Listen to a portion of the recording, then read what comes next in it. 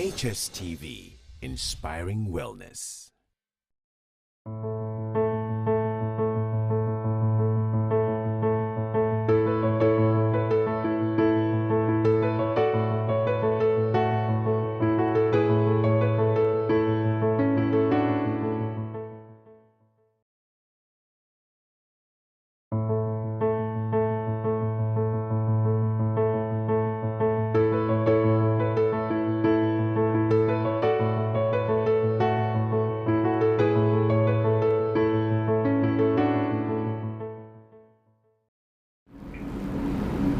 Ebusia, memoajo, kwaba, Hstv suni. Apomuden ti dwumadi so ani braso, si etena se den komofa apomuden ho nsam ehu. Na adomadom yen, na twedi ampon kwa ameden kwa ho me. Asa eguyen mudi ana esa sedan kuto eni de ma twedi ampon kwa me a waje. Esa se wan free through amedom ya yen yese enhoy. Waye yi. Waye ya doye.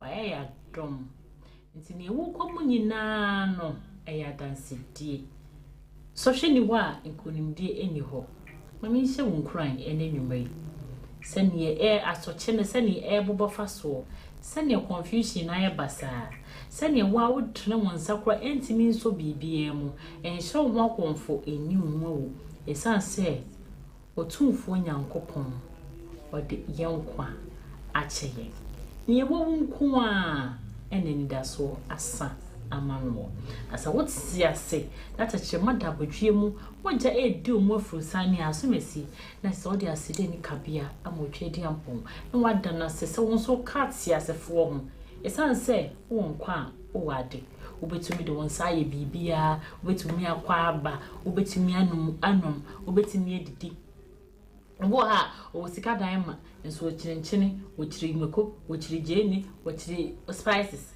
ochire watermelon ochire fruit wonso wona ase ese hia dodo nyina echi no so wo apomuden pa wo sese keka nyoma bi bomu a wapa Christian so de kae asedanum na watu amano misrawo yi tuare ho ni bego obi so na to no nyum problem you know the finish. So you better enjoy your life because and now solve issue back where we adebechina the so adebechina the so they say it comes like that if we are saying you try ho hia no problems will always come your way but you have to get some me akaka bro from nkuna mdie na it's also wunya akukudro enye gidie se we so de abei eno so metwem sansa akwada kora asua nanti a wonante no atiato or we ampo a if one step to the other but kokuhwe ase nyina echi no we do 2 years 1 year 2 years no na otimi communicate otimi bobo the sense no send ya brabo na ye bia abrabo no aye bisi basa abrabo ne nkoyi hunu se adom nyame aje wonkwa ache wonkwa de enu so ebetwem mo wasem ya de bia me ka hye me hu nkran se nyoma mu ye de pa na maka kire me we nso ebetwem na mampenita aka asem sa asem ne kire ye abra covid bae no wase this too shall pass me se we nso ebetwem me da so renkwa de adaba kwa beka ho ebetwem se mie no ho edi ho afenhia na se se ne aba eboboba no eye ya ebetwem wante jesu kakra wate jaya pinisie na ya ebetwem me kasa kirewo se ne ato wo no ebitu wo bi owuye ne ato wo no ebitu wo bi wansi ne dada mu biem ne senti no baya aso atie no mu se odoma nkoma de wo nkwa achew ne senti no so wo be free mu afia tuare ho ni bigu forget some of your worries to bigu esu no that tibi no obesre esu a wo su gidigidi na ukokate so tumi su a osum ye fo no bi se won kra se da chibi obesre ma wa bu nkompa ko hwe wachi no ga se wa ye mi yi ehia wemu obeye wi And no way a home concrete, I quite sure the HM said, me show crying. So no matter the situation, you will laugh. At the end of the tunnel, no, there's a light somewhere. You soon giddy, no, and get soon throughout. A high baby. I'm also winning at it. Edini nana ekuya ampofuwa asantefo nyina ekudi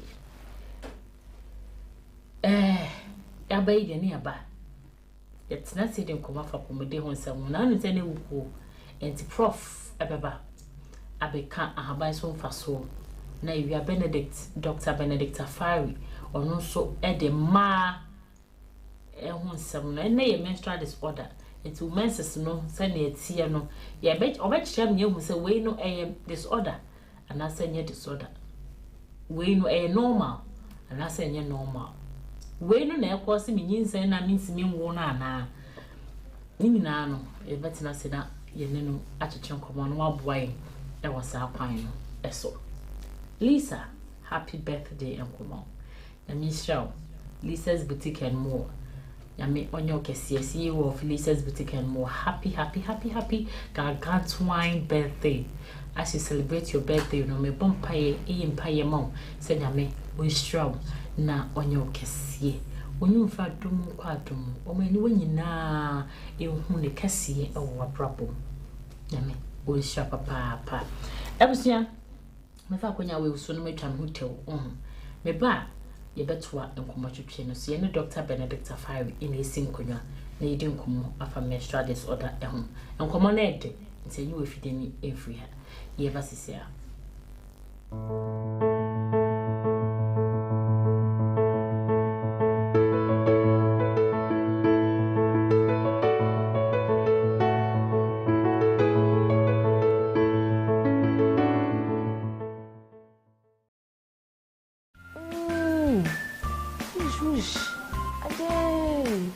Boy, yay! And now they are no toto. Cause Spine Therapeutic Center on North Kanishi. Ampo, any pepi, I was at to be more. One man.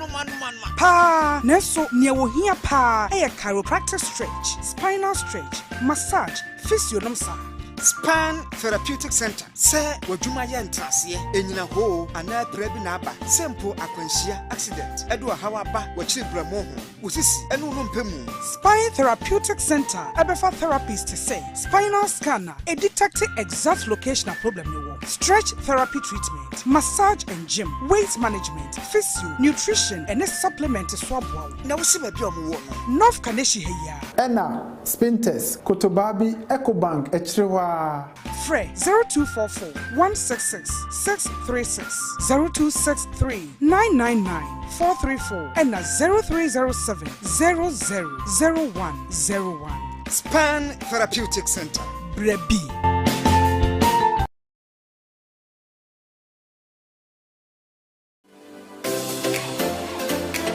This is Hstv, grateful for your time. Training. Are you creative? Are you willing to learn? Are you interested in the media? Well, Hstv has an opportunity for you. Get training in camera handling, video editing, motion graphics, program presenting, MCR, sound engineering, news reporting, and casting. In Accra to speak to some commercial drivers. Why don't you call these numbers 054 68 33 724 or 0240 300 507.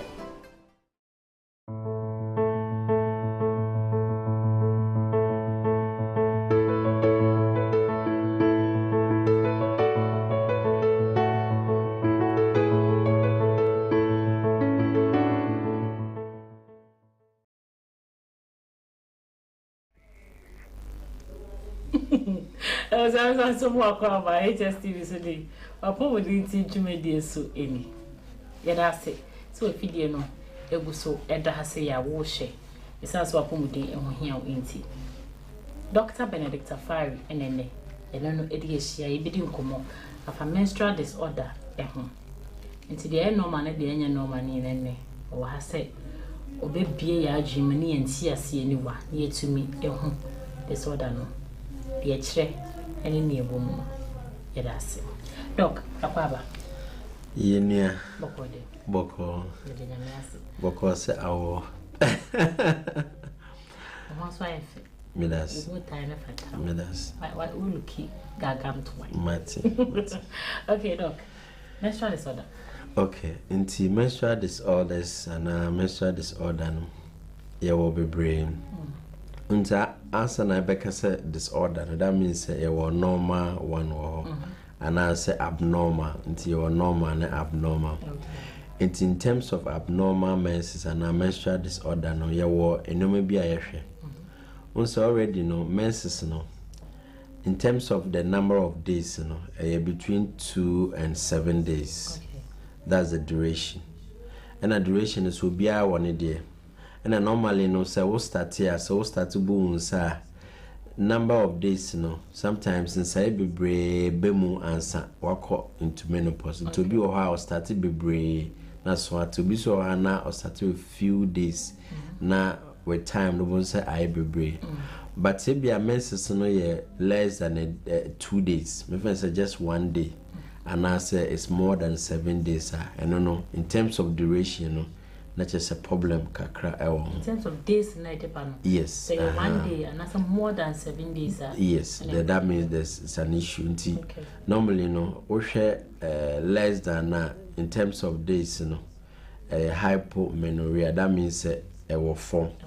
And I said this near baby say friend menorrhagia that means a baby. In terms of duration no into say outside this range not just a problem. That's about 2 days are okay. Yeah, 2 to 7 days is okay. 4 okay, 5 exactly. 7 cry okay, but yes. They do 8, 9. Yeah, 8, 9 corner and yeah okay. Maybe a 1 and I should be across here so just one day and I mean because say a day was a half day. Good intended so yeah problem. And I am background so I a problem. And background good and a problem. And I say 4 months good into a bisu or cycle length no into a friend cycle length to be on a cycle length in muchi. And in terms of the cycle length most people know or more than 28 days. Okay. Into 28 days means every month be a born in sabako. And I will be so more than 21 days. That means every 3 weeks be a born in sabako. And I will more than 35 days. 35 days and that's about 6 weeks. Okay. Right. Into 28 and I hear more people within 28 days almost cycle length.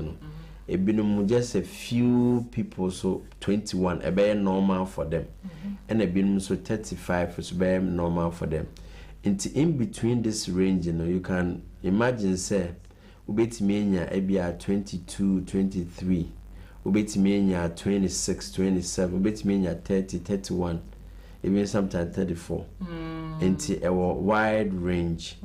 But most of the time the other thing say every month be our menses back and December and I will bet him so check it over a period something bet me check over 6 months until you check over 6 months now bet me in average or cycle length until who cycle length now and then I bet me okay now no okay and then okay into cycle length no so abnormality bet me abema disorder bet me abema into benyo bi a ne de no emutwe pa to bi ho a in a year no onya ne menses about 3 times. Yes, in a year. That means emutwe too much. Right? 2 times or 3 and no times good. And no be so ha ne de no. E bia me friend say onye wi a menses na almost another menses back. That means so short. Good. Into say unya twice in a month. That means cycle no the length no you short.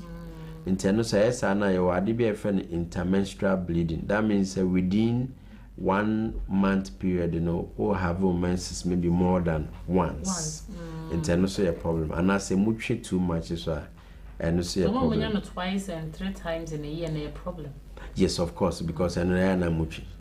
And then I find oligomenorrhea. Oligomenorrhea is I say scanty and I say short time I bebanti emuchi in terms of the length and the emuchi. Okay. Internally another disorder.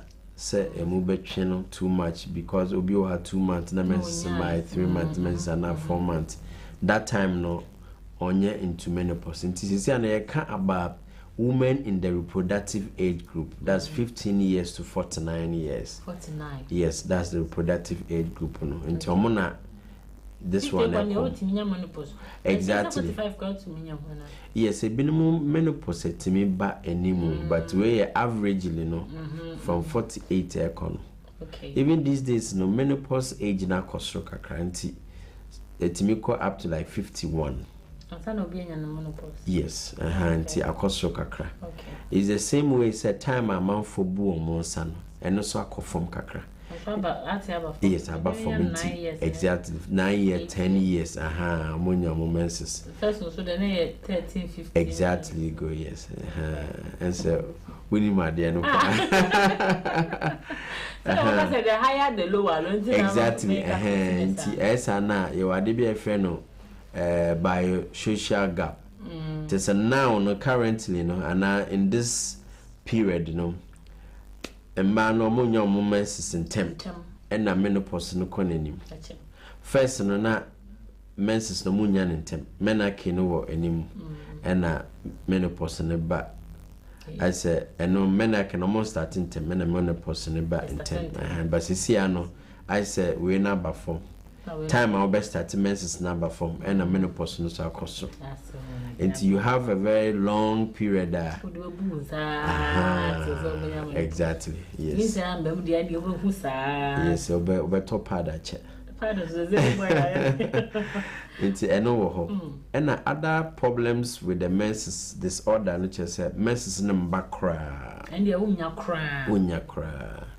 It's normally it's be or unya cry no a bit me a temporary. And as a baby to me permanent. Oh wow. Yes, into be or her if say be for 6 months or menses buyer and only a friend amenorrhea. 6 months. 6 months and buy. Into more they are close to menopause and they say yes and not just a walk a menopause. But to be on drew her. Not sa problem number. Inti say you say a congenital and say that the way and answer a acquired a friend abba. It's me the was good. Into be or her crabby or how we did by 18 on young menses that, but because by 18 years there is some cow bones. Obi about 20 years and now 25 years no young bones. Right? Yes, and only I said the one. Acquired congenital, yes, because obi o ha tem bia bosumi bia na yase ya ne ya nso hu moja bia inteno no ye wo certain conditions are etimi yesa obi o ha na awode na no esi awode na no kwan bia ni ho nyame amane bi obi ho kwa no onyini wumbu crampo in the first place obi so o ha na hymen no kwan bia nda ho imperfect hymen nche se hymen bia ni ho biso ho na se ho na si vagina atresia don't me have sex. Yes, of course, want me have sex. Inti imperfect hymen want me have sex. Menses ember vagina atresia want me have sex. Menses ember cervical stenosis and I say be I wouldn't see. I know the vagina no one there you can have sex, but menses need to remember. Okay. Those things are congenital conditions. A bit me more cause a menses number. Okay. But acquired ones in a day, be no be or having a menses study and for 6 months and by. Until no be so or high, a bit me as our conditions here, but I'm a friend of winner.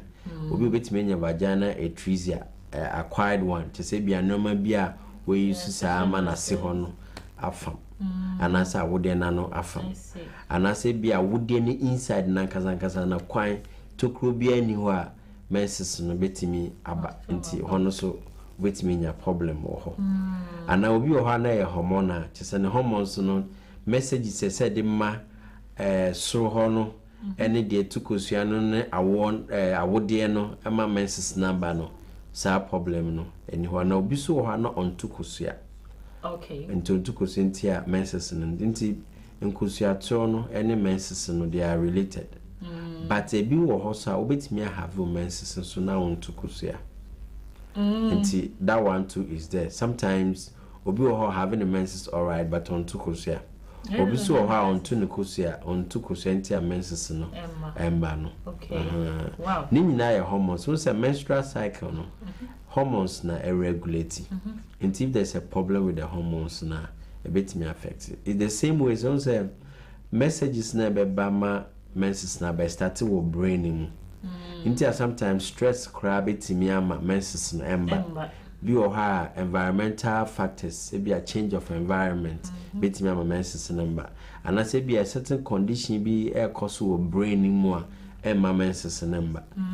Then the tukusiano and also so say if you have ovarian dysfunction ya na ontimi tukusiana cyst be a develop womb and then what be a friend no endometriosis a bit me affect the tukusiano and so ma menses number good into when you na hormonal problems a bit ma menses no emba into amenorrhea no de just a menses emba cry no it could be say be the wo anase afrain aba nteno wo ho. So this is also a menstrual disorder and also ma people problems and there are a lot of people who come all of a sudden then we need to investigate.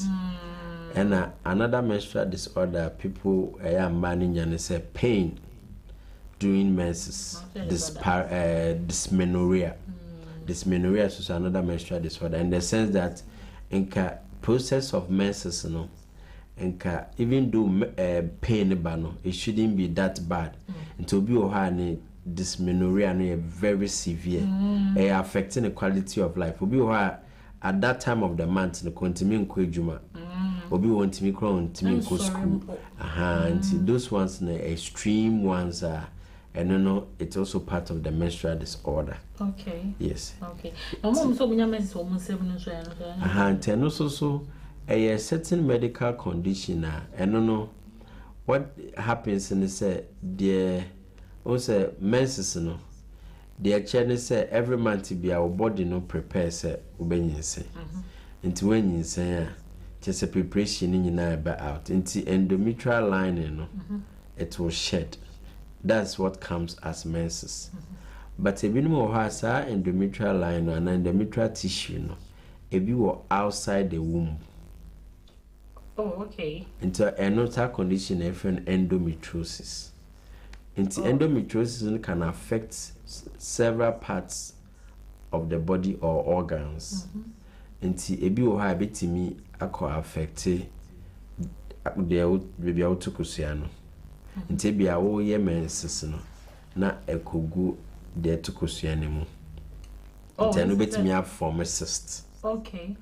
Biso ha na wo have menses tubes baby tubes no one and our say hono bladder no hono and even yes behind the womb no ebi ho cry timi ba wo yem ho ebi no ho mutimi have on menses abo say moja every baby a omo never no one yes omo cord area hono. Wow.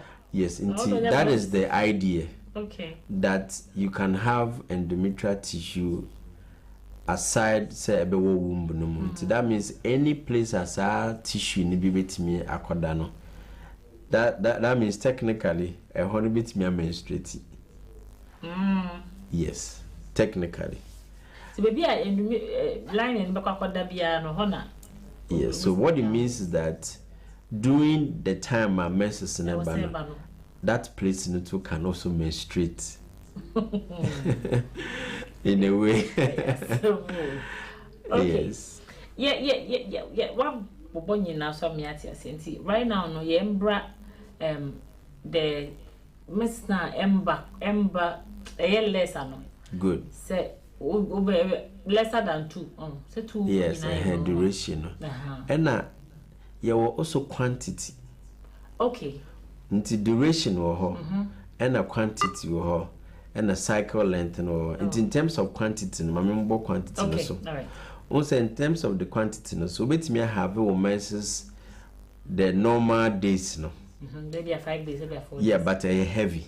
A dose. Good. A heavy in terms of quantity. To be a friend say be in a day we have a menses now we change it parts about 3 to 4 times in a day. Nina is soaked. That means a heavy. Okay. Naturally, menstrual fluid, or blood, it shouldn't be more than 80 mils. 80 mils? Yes. If it is more than 80 mils, that means it is heavy. Oh, okay. What I say? Okay. Into my more idea how 80 mils is. Into over say we over pure water rubber now. And near 500 mils. Okay. Into my friend say chemu 5. It's okay. Yes. In a day, if you have more than that, it's heavy. In a day? Yes. In a day. Yes. In a day, if you are bleeding more than 80 mils, then it is heavy. Wow. Yes. So what it means that so when be use pampers, that means it's heavy. That's why we use sana. Until when we are studies baby, until we betimi a measure or pad. Use a pad na ye sheni na your quantity of blood that ebetimi afa. Until all those measurements has been done. And who says if the pad is going to soak just for the men's one, and yet who say what pad I can say fetus no. They we use na ye count. We said a fabric normal or average pad na we used to do in menses. We said no crown will be more a heavy flow. It's a medium and a light and it's we hear all those ones. Now what me who say if you are changing about 3 or 4, that means it's heavy. Exactly. Good, because over pad now you can even do the experiment in the house. Obetimi up baby yet ensue e go so ehu the way before afa. Nti we yes na wotimi hu say okay. Nti we dey go so na get to a certain point I won't say na afford too much. Nti eno na mo dey calculation hu say if you are flowing, if your flow is more than 80 mils, that means it is heavy. What have 4 days ni na no otimi flow the say twan. Exactly. Nti that one is heavy even though say and cross duration way, but it is so heavy. Yeah, disorder. So you can have heavy menstrual bleeding. And a bit mean prolonged menstrual bleeding. Obi ohana ne de me first say be o change pad maybe 2 or 3. But obi me akwa be 10 days, be 2 weeks, na still menses. Obi how within the 7 days no, and obi one dey cry 5 days. But those 5 days ni very very heavy.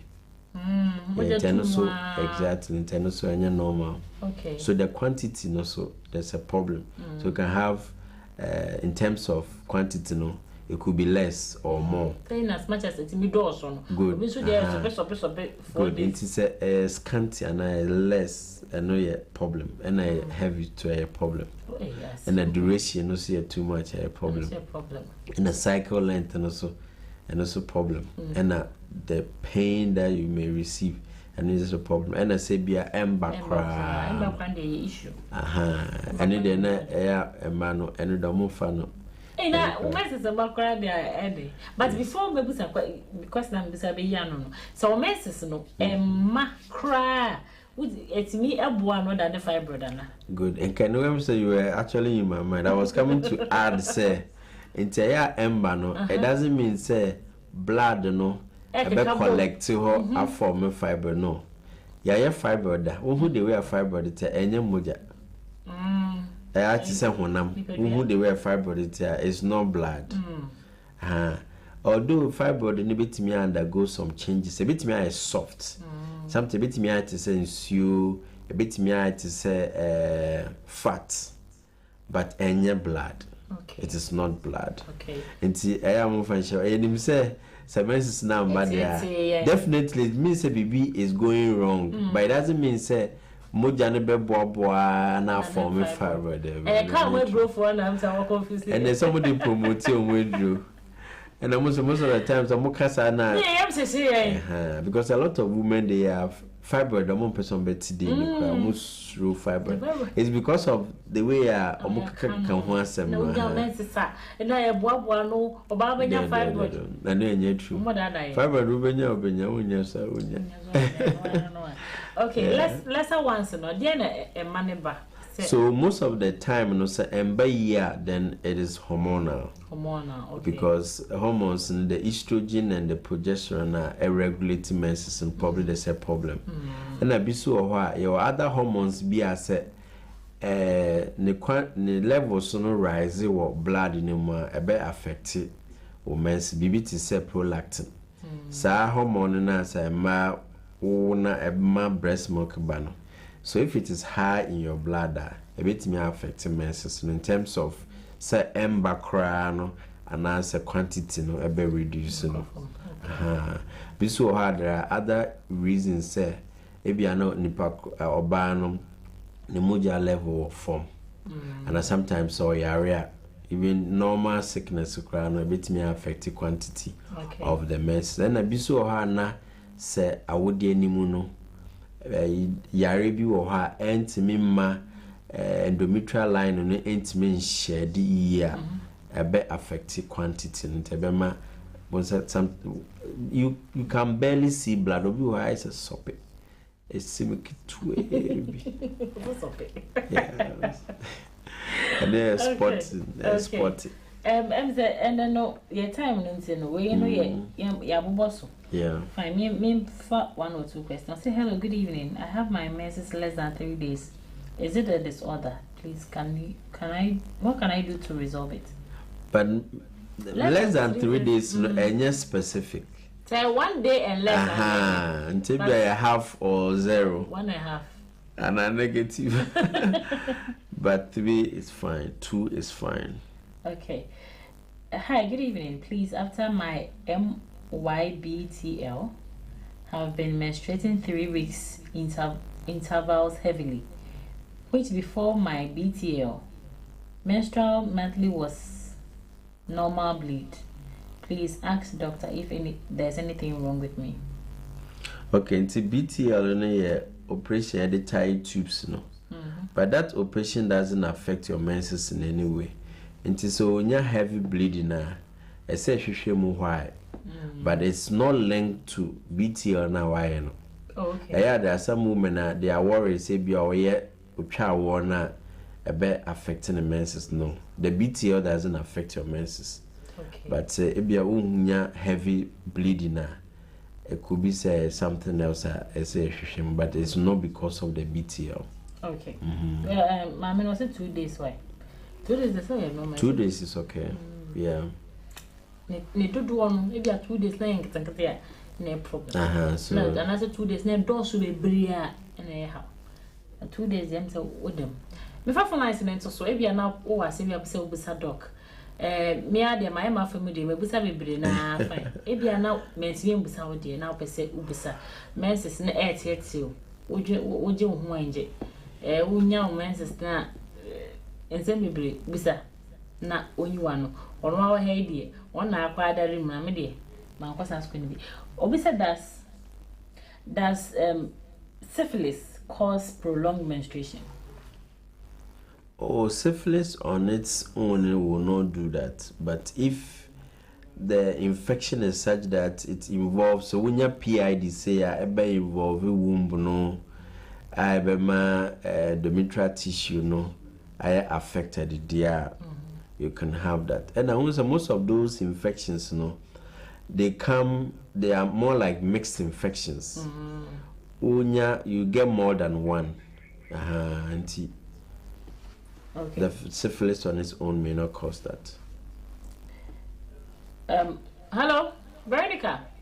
Hello, madam. Yes, dear. Good evening. Patra, good evening. Good evening. Let's say. Patra, no one else say. Yamiadum, Yahoye. The Pacha Yetio. Patra, that's last month I had no.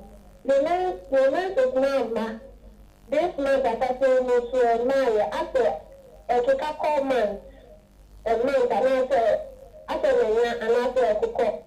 The problem of that. Is she pregnant or breastfeeding? Oh, breastfeeding.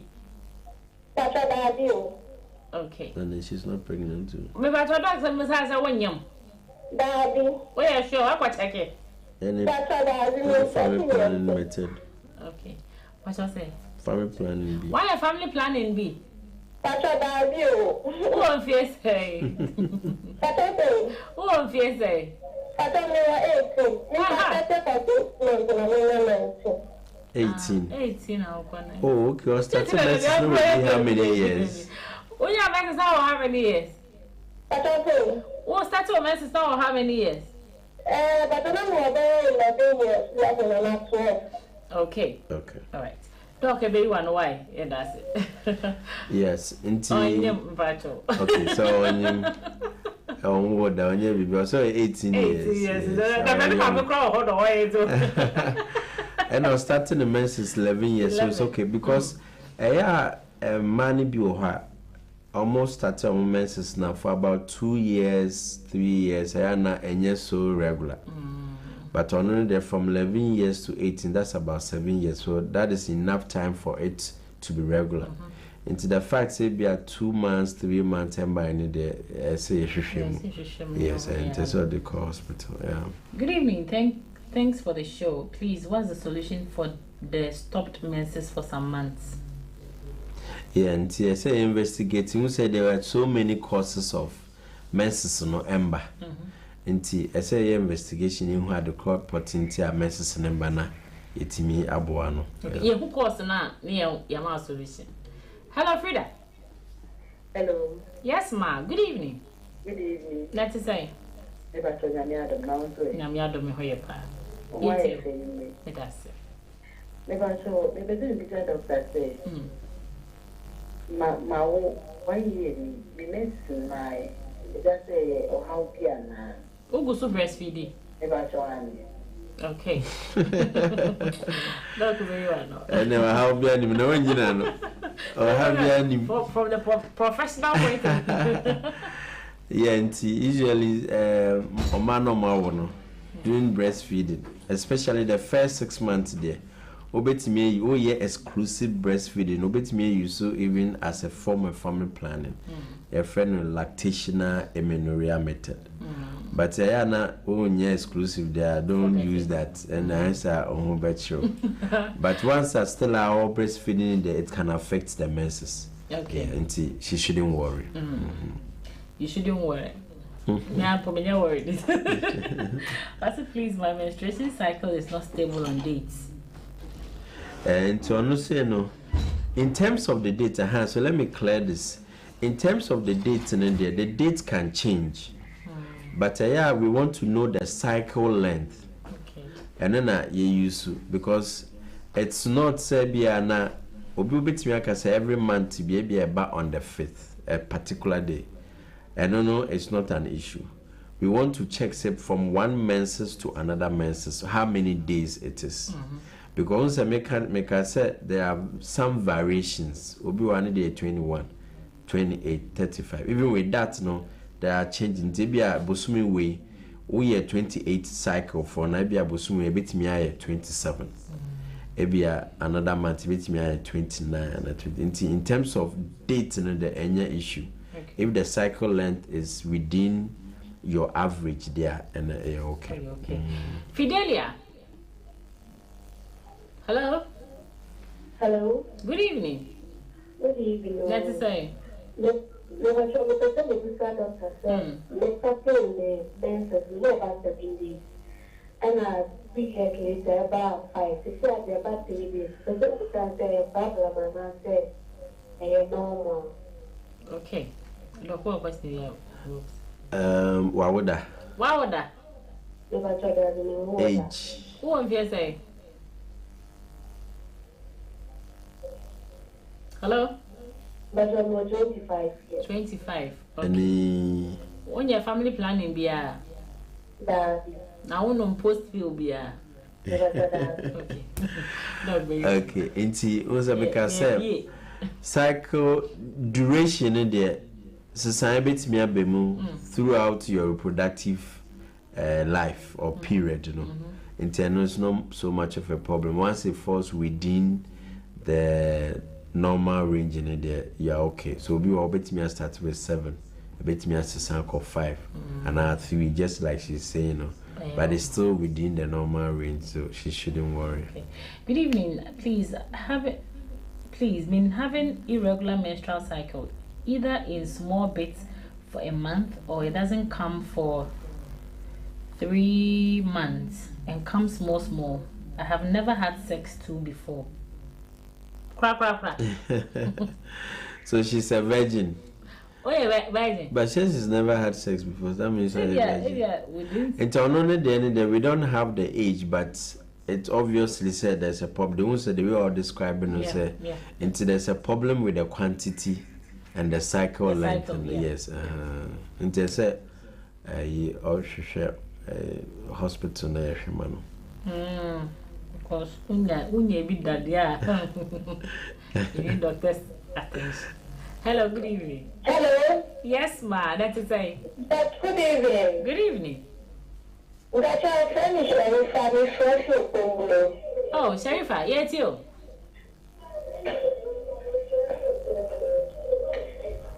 With that channel about girl, I'm 19 years. And the man she said, "I brought out to me 19 pounds. I see me up. It's the same beside dog say, and I say, normal." Okay. Yeah, that's it. You didn't can't say about your pad, yeah, said I know master. Yes. It is if the pain is such that affecting the quality of life in the daily activities there and normal. And it may find her out why it is. Sometimes you may find some reason why it is like that. Maybe I treat your man. I bet you know so 28 when you beat that. Clap for yourself. Doctor, good evening. I had my menses at the age of 12. Always bleed for 8 days. And had my menses every 32 days. I started menstruating 1 month after birth. Is that normal? No, it's okay. Also, be after delivery, no. Menses beats me a bantam. Obiso or and bantam.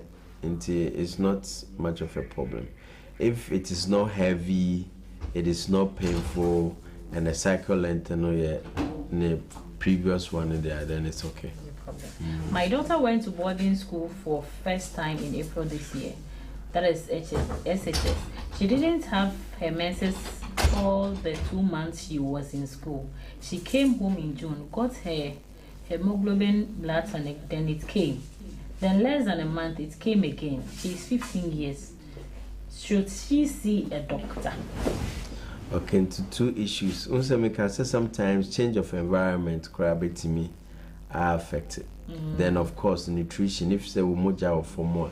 So you can imagine, say, 2 issues are at play now. Say, there was a change of environment. And I think say probably your school feeding wasn't that good. Maybe affecting the nutrition. It can cause anemia. Until we can observe for another 1 month or 2. Say and repeating it now becomes regular. That's fine.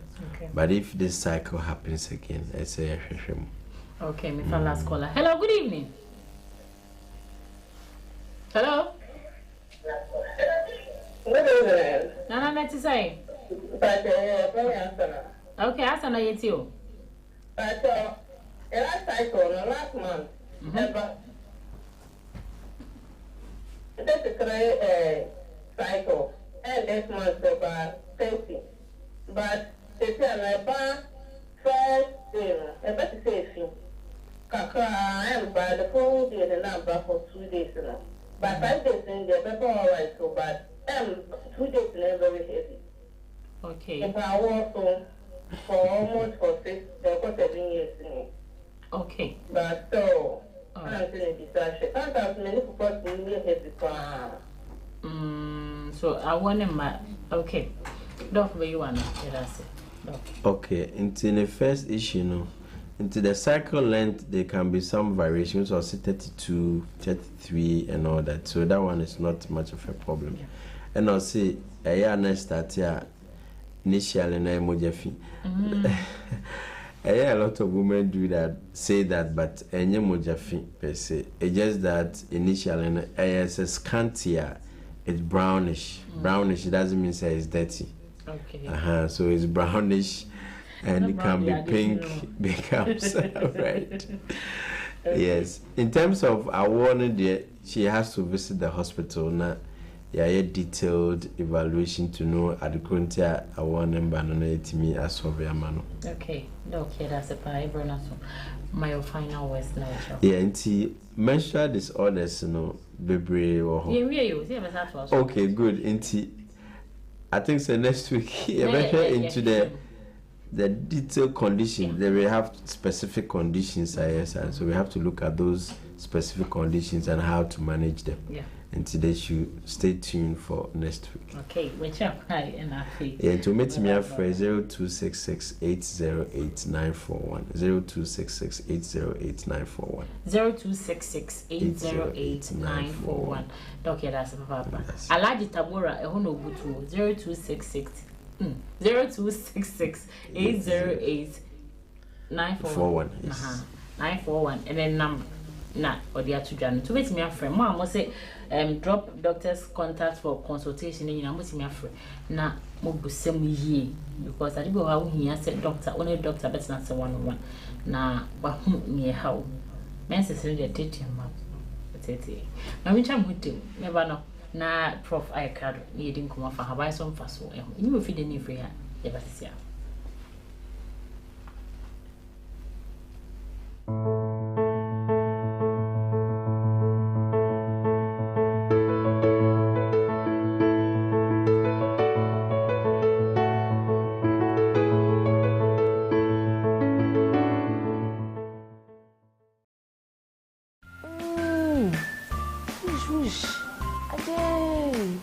Boye, and now they are no toto. Spine Therapeutic Center or North Kanishi. Ampo, any pepi, I was at to be more. Run, Pa, Neso, near here, pa, a chiropractic stretch, spinal stretch, massage, physiognomy. Span Therapeutic Center. Say, what you may entrance in a hole and I prebinaba. Simple aquantia accident. Edwa Hawaba, what children more. Was this a no pemu? Spine Therapeutic Center, Abefa therapist to say, spinal scanner, a detected exact locational problem you want. Stretch therapy treatment, massage and gym, weight management, physio, nutrition, and a supplement to swab wow. Now see my biom. North Kaneshi here. Enna, Spintes, Kotobabi, EcoBank, Echrewa. Frey 0244 166 636 0263 999 434 and 0307 000101. Span Therapeutic Center. Brebi.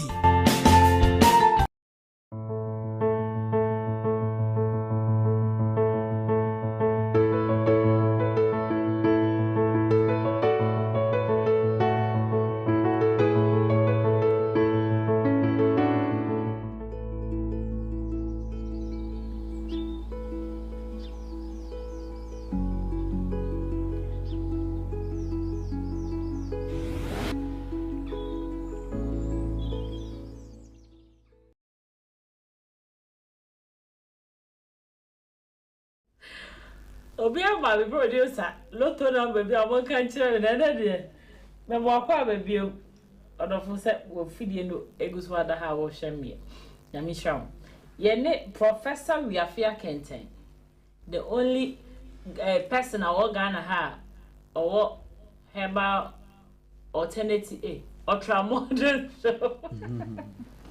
Ah, okonu ya de biaro no stop obey ho adwuma ama watimi afa onto mapa afra ye ne edi ehia wa ye bedi nkomo afa mofra board ye ehu do kakwaba ya odo adaruma de nyamiase mofra board ye bre ni ntina ye mbo mutututu na nse o me ye dan ye batwum ye ni tewda o me ye dan ye batwum so wala ka ba me fola ba yo medase wadi kan Eda Dr. Benedict asi say wa be kire ye ma me no push ehunnim de na ye hwa mofra board ye beans ana adua ewo enka kakra so you pusu nunu ana ati kakra we de anka se we de to no na your friend Cassia occidentalis ana se negro coffee ana coffee sena nti e wo sena abusuanim ene sempe ana ne e kan sempi no e wa abusua baako ena sena ne de edi mo sena leaf eno nso we enso equal properties eboa say you yafrum no e wo diuretic properties eboa ma ojonso kama na yesi kwamu de yen hwa de baako e be boa yen e fa na duan ne so na duani mofra board ya na nkwada board ye beans yi se ohwe beans na we awo eti se opai a eba bibiri wanya kura no edoso maami besi osaka akra maami wadi san osaka akra no manyo ha eti wanya kura hanchemu de ubenya enya be 50 na emfaso wo na ba ne so papa na eye aduane esan ye duro na ba no eye aduane se ne coffee etie no na ni din so eye na coffee no saa na etimi yam muhu etis enum se ne wonum coffee no na enuane nure wo we munum se we no eni caffeine ye weka se wo coffee no mu a ema ebia wona kura ebo no na ne etie ne se we no boa ema wasma edwane wo mra wa yam no muhu wo mra wa chi awie wo ba chi no woja so mo enche ema ne nche na wa yam no muhu na fe o de atreke to abaako afra ensuo cup baako se o benum coffee cup ya now the afra baako no wasa ewo tablespoons mienu into 1 teaspoon of this Sena coffee and a negro coffee no is to 2 tablespoonful of honey. Okay. Pure honey. Honey back when there be no rubber na dey for my friend bi. Eri esi kira so mun there be honey. Mo papa no. Na wabo modern dey afra. Eye ensuo no anya kura ni 200 ml. Anka nsuo ye Ghana de ye enimu ne nchem mienu aka crayfish na chest 200 ml over 500 ml na o chem mienu na o hwe ka kran so afiso now the way no teaspoon wa yam wachi yam no afra now the ewo no so afra o the fra nom half edibe say 2 hours anu asan nom the other half anwumre nso ye ne sa asthma yes abedwane we be say wa badwan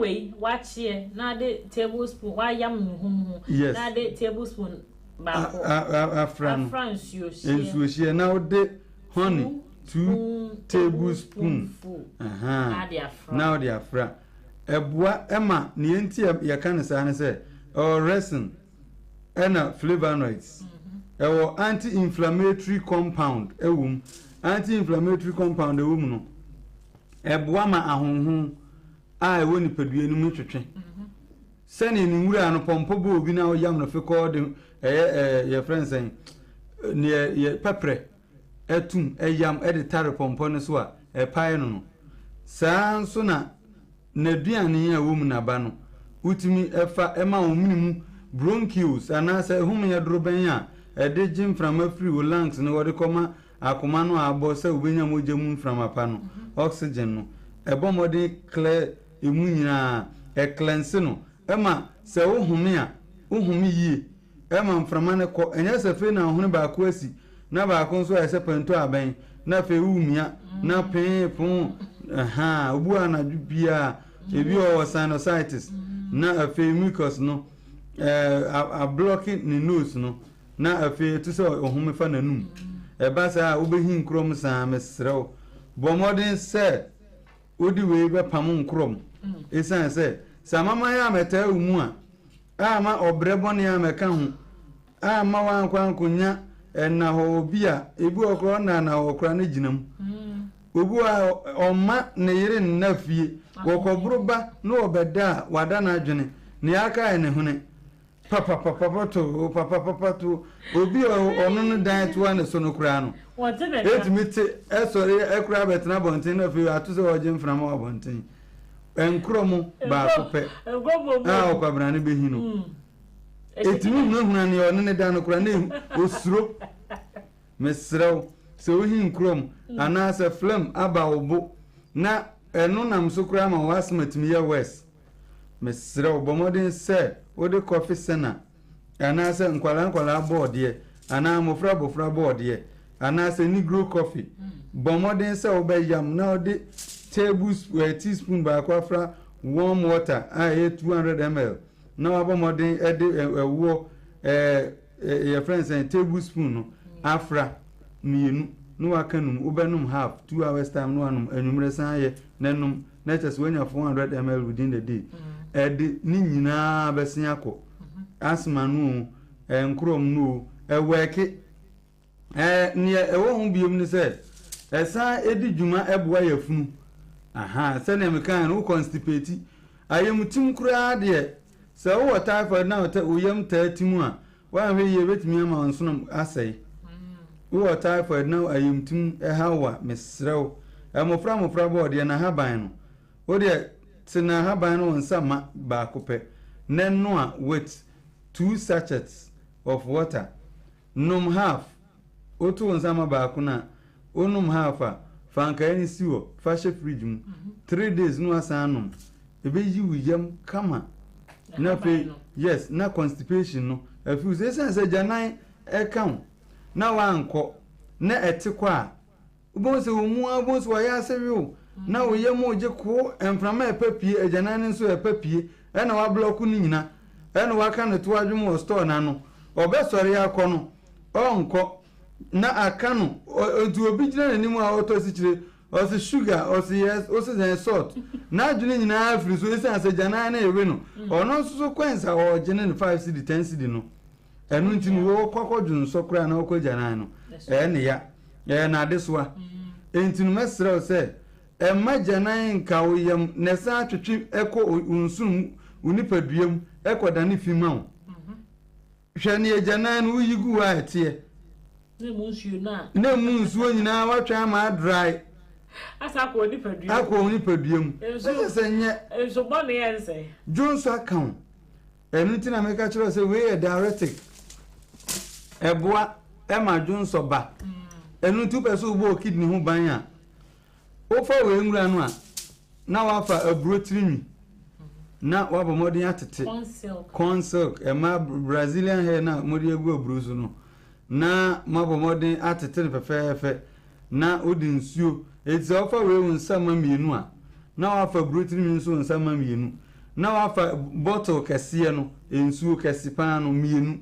na wahwie gu ho which is 3 liters of water obenum nansa unu awie a hwie na fa she fridge mu so obere calculation nso abetimi afa onsama we baako na wafa brotri nwi nso onsama baako na wabomoden na wanoa na wonum no kakra so oye no dodo na mbetimi anum sabusua na afedie emwa na enyu ema onyu nso ema ojo nso a na ye frɛ no muscle tissue waste I can say creatinine no reduce no twe no ed ne ba ma ebesin fa dwonsum ebiem eboa ema ne friend say glomerulus ana say ne kidney ne so ne ye etokuru no de so ne dwonso so protein excess potassium excess magnesium na say for phosphorus ne bicarbonate de be fa dwonsum no ya na mu hunhun ebasa especially one BP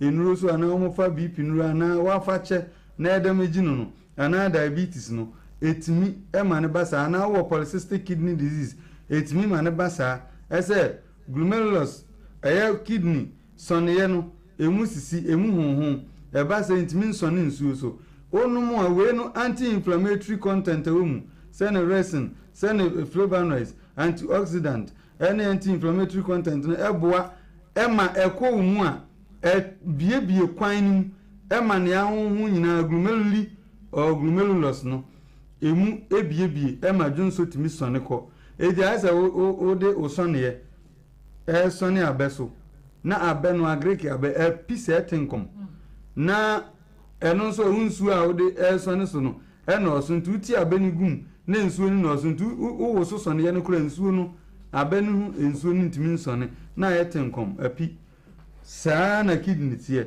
etude bia no se ense o ma ne ma over concentrated wo so na enema wo nipadua mu a se kidney no etugu no ekam ade a wo be wo no eye se wano awi ene abrutrimi na wanom fa ye nsuo o kidney nsai da na nso so ukonya kidney failure untimi mfa unim ni enti American sa ni atie ne se kidney no ede na ho oden na esone ade so edise bia yesi ekofo makotwa eja okwa ho denden wo mu a wo se ekomadew ekom na bedew no se ka se ekomodo pa na dema na fa gudua ana gibrantan ofo na fa gudua ujina ho a wo se why exhausted the same thing ena kidney ne tie ni epen one farm na de man later na yare ntimi nye ho adwuma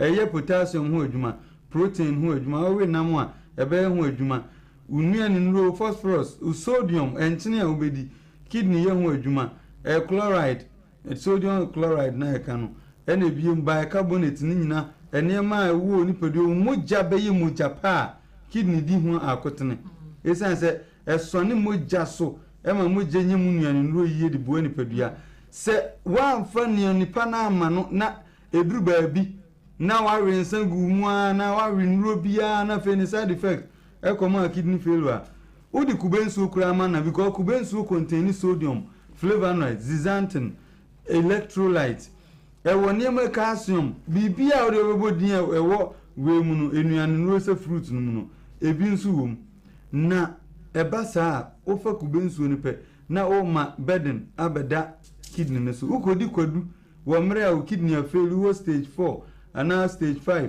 afi na o ade up potassium afi bedru ba bi no o yese ukodi nchine kakra bi sodium ubon sa afi no afro toto aha se kurase ye mofra no bu a banchi siwa o de bon nchine no are ubon se na nan na huhuru no wanya edema salt no fluid retention sanso na obi a wanya kidney issue enso tie nanso unya kidney issue dia obamnum e de abon ho ban ebi na ogusuam kidney ade a etimi autosoma etimi abusua bi ayare maami obi papa obi no ofa ase no nekun no ena biem ne nakuma ono nso ye bi ono nso nekun no ko nso nkobro chirimra ko frɛ ya o se papa ma funu ahun me na atatai yes den asem ko den asem ebe abraga na ko ti ho saa na ti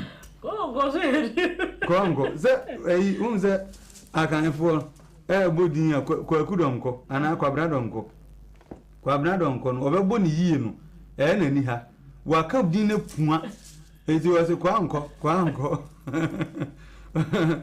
aitu osu fuose bebre osu no modini osu kofi asa osu kwansa osu eti no mesrɛ fa bɔ ukidni ho ban mofra bɔ de anke be ya uhunu sɛ esiwa enka sɛ bon bɔmɔden na bɔ na ba no na kye ne kakra wa nche kura ayam no mu na wabomodin de afra ayo tise umulo a wonu na nopa no na o de wo kakra som enuani nuru etai we mu no anka enimu a anka ebedua nuru okura de akakoko hu ana kofe hu e de akwamono ne na nso so eja eya ni nimdie no nso ewo ho enso hu ye ni ha ema nipa bi mu na ne etie ne se ebie mu nso se ofa enuro bi se bi pressure nuro ana o BP na wona se tata ya Bomaden num ene aburo tiri na me kire so obenoa no wo fa wonsama we ba ko no afa we nsu wonsama we ba ko ngura no ene aburo tiri wonsama ba ko na wo de nsu bottle kese ba ko anoa num wo de num ni nyina wo besta sa wo dun so se tata enoa no ne wa hyase we ti treat typhoid we ne content I did treat typhoid no just say wo de bomagu achika ho okay yes na ebuanso with headache free I am team so we am tatum a utitimi oya edi se wo ho na wayem tim bia nansa onkwaja nan enso aduane a obedi anopa na ewia na anwumre obitimi ka se oho na ni nyina ata onsun kase mu na fe gina woyam mesrew ebetimi ama oti apae obu ho a etime srew se obenoa wo no wonsa ma mienu a with 1 big bottle of water now which is 1.5 liters now one num enum ni nyina the same day num just about 500 ml just in chim yensa no na just one num edi adechia no asa anum bi ebe yi wuyam no kama ama fe wuti na pai wo nyina no anum nsu e warm na wa pe ba bi no wada udum phone no wada ne ya ne se wani kum na phone yi kwin wo de to vibration grass and samanfo na ebo kokoko na chese wo yo ho bienye na wani ate mesrew no wadum phone no wada na wo de to silence no wada na aboa na body no a recuperate ya ne ma wa lose no wanya ne back na wanya hoden wetin di akọ adwuma so ebiem nso no esa eboa eba oyam yare yese ulcer stomach ulcer eno na yini fresh no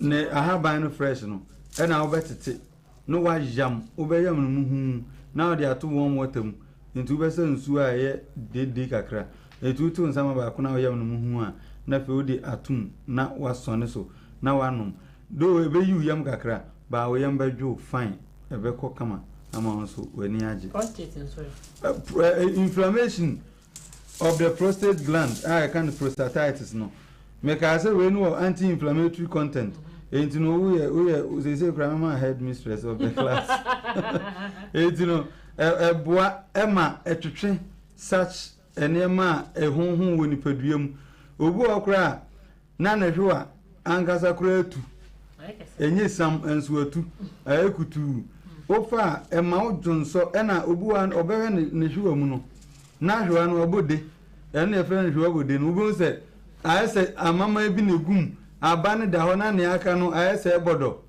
menso meti ye mi hu so obi akọ hospital akasi doctor me hwa so a enti ma bi meka ho mame opa road no ena eso obeka on kasi doctor me hwa so eswanti ma anya kase mesrew bomoden na enum bi ebeboa amasa mucosa sa phlegm substance asa wum no ebema ni nyina twetwe ama why free na fi ena biem nso no adewe eboa ema ewa efri nipa so se whooping cough obo wa na hwe ma kuhin anaju obetimi abo wasa nso so hwe mfim mesrew sa dry cough no bomoden se ode sana coffee sana anasa mofra body obebo ode bo milk tontoru abaku na ebo modern yam ne muhu ne fa wo pe ene akakaduro efra tu be blend akakaduro no se won sama mienu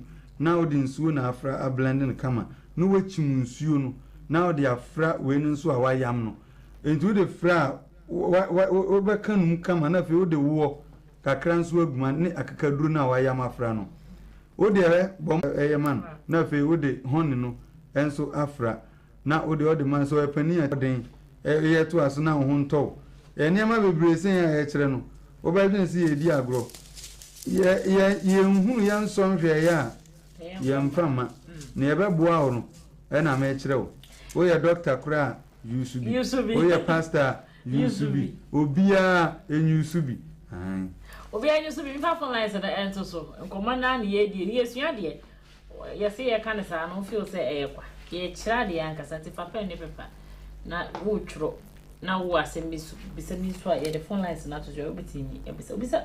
Please, I have ulcer. I want a home remedy for ulcer. Home remedies for ulcer.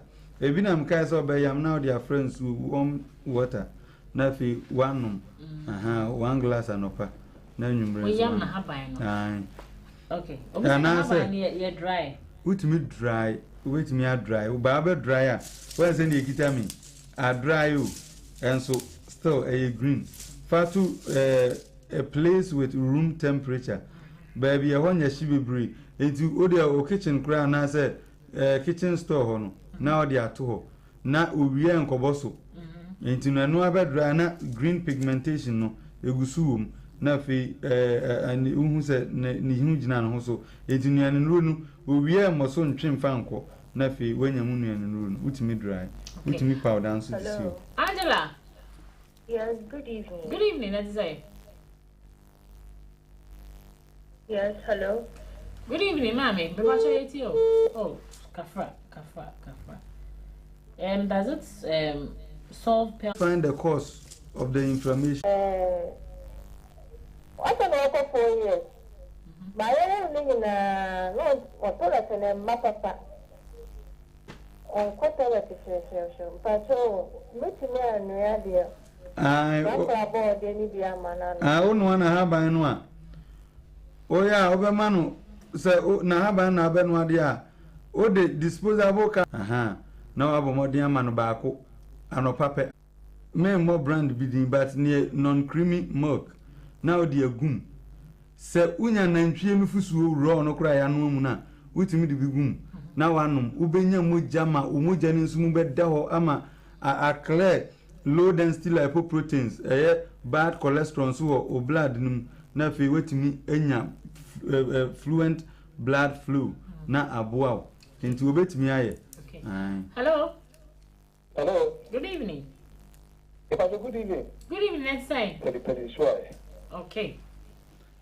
Wa kuma abo periperia e depend ejina say bia offer eduro bia ho mpa nye bi okra nye bi pi eduro ebu aduro bi ho a ofa a ho mpe say abrofu duro say bi duro obu a o G6PD ba onu ne friend sa akra obu a food defect obu a partial defect but oni entino bibia obefa bia en ho mpe no na wanya intolerance food intolerance ana drug intolerance bi enino body no emfa enam so ema utumi konya ohaw ena obi kuranya angina na nebo ene ya ose makoma no de akose bibi enso bi okura na block bi a okokukuru ye nanu a wan kukuru ni yi a epem obo no ana na no ukobo okro no kitu bi ahwiri ya obo ofom make enso kwamu nam na akobia na bo ofom se pan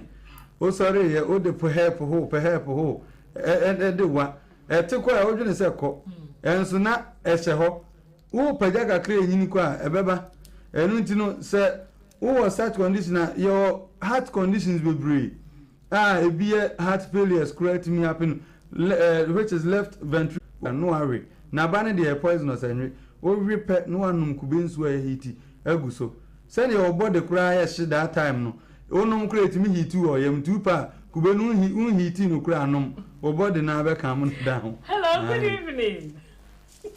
Bro. Hello, good evening. Good evening. Yes, man, let's say. Okay, yes, you. One week. What do I call hospital? I'm born 1 week. Damori asana ne ban. Okay.